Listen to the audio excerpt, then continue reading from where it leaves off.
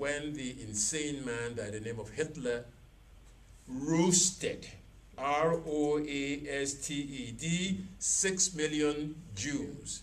They kept their mouth shut. I was borrowing his 3 seconds. So these are the challenges we're faced with.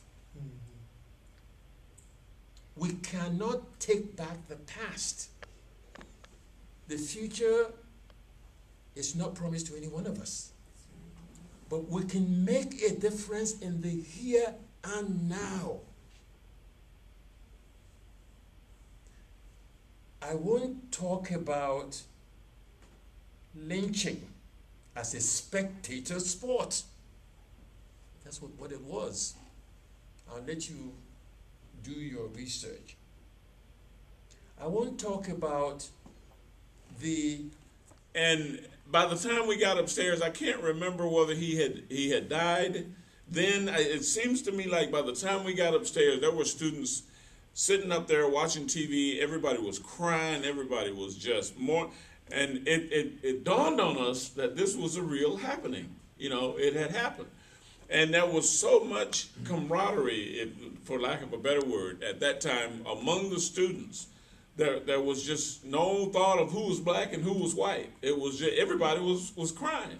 And even I started crying. But there were some students who did reach out in a positive way. And that happened throughout my whole 4 years. Like I say, this man right here, first of all, he's thousands and thousands of miles away from his home and the people, his family, the people that he loved, people that he grew up around. Whereas what Betty was telling you, what I'm saying, I left campus every day and went home to my family.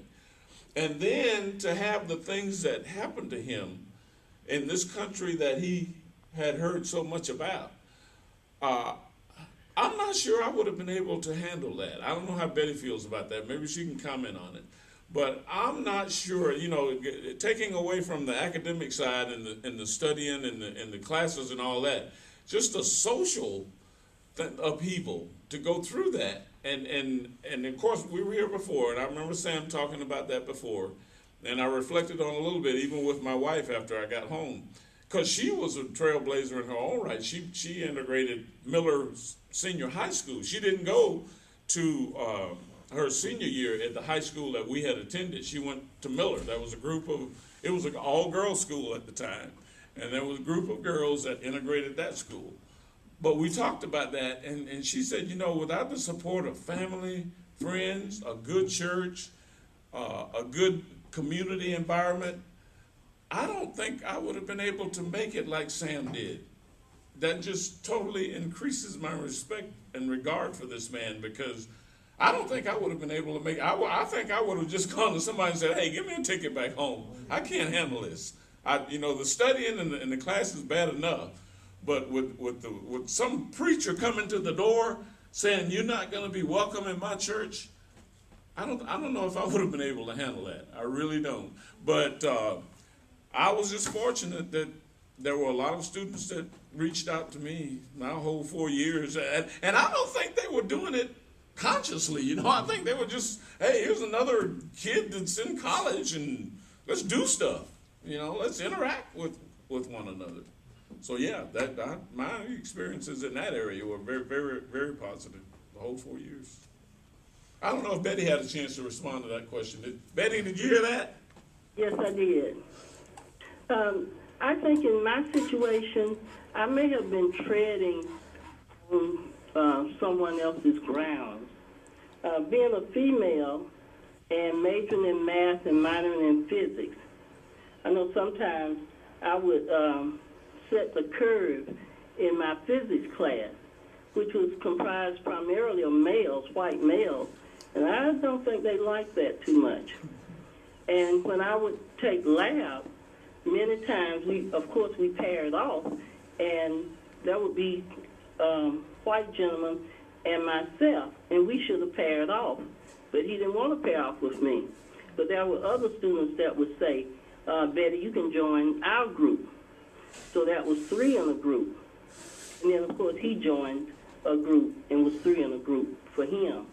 But I think they just saw black females, you know, our traditional role was to be their nannies, so to speak, and work in their home. And I was not in that traditional role. So they probably just didn't know how to react sometimes. But there were always students that reached out.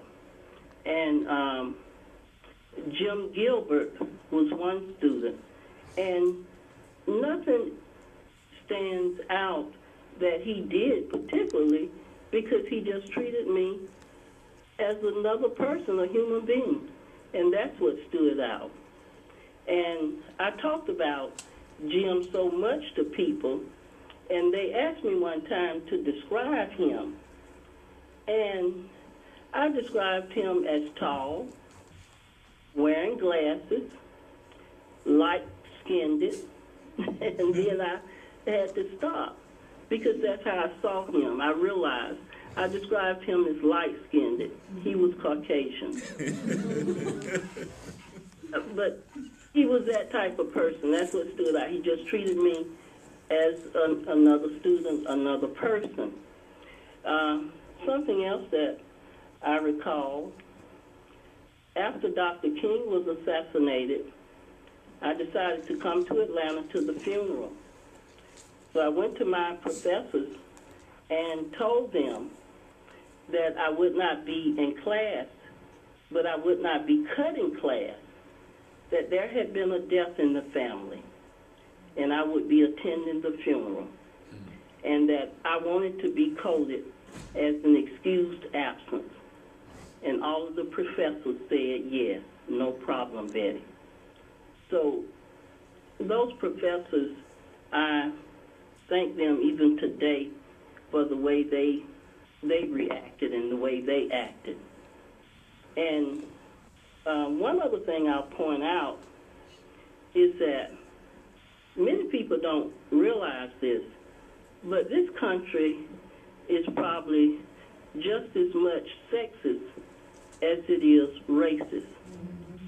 And if you recall, this country gave the black man the right to vote before they gave the white woman the right to vote. I got the right to vote the same time the white woman got the right to vote. And I had told a friend, Caucasian friend, in 2005, I told her the same thing. And I said, this country will elect a black man president before it will elect a white woman. They do not want women telling them anything. And she said, no, she didn't believe that. I said, well, time will tell. And, of course, in 2008, Hillary didn't make it, but Obama did. I'll stop there.